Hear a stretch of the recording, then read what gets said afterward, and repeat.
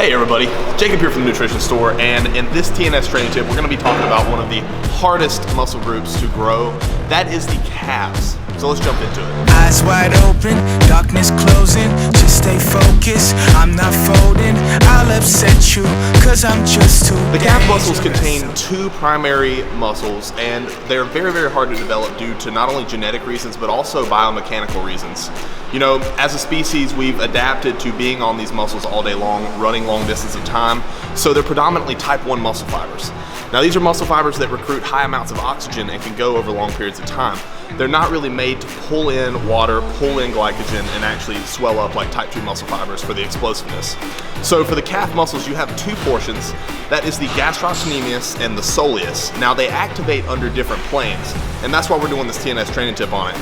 So many people think to do standing calf raises as their sole calf raise movement.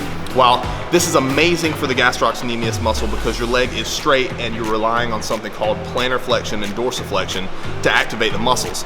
A lot of people leave out one primary action of the soleus, which is the bent knee or knee flexion.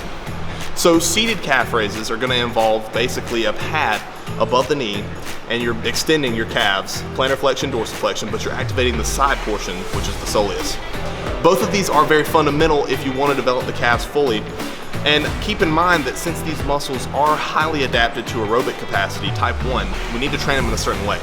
We've got to force them to adapt and become more like type 2 muscle fibers. With that being said, you want to train them in an 8 to 12 rep range, very, very intense with minimal rest. You've got to give them a reason to adapt and grow.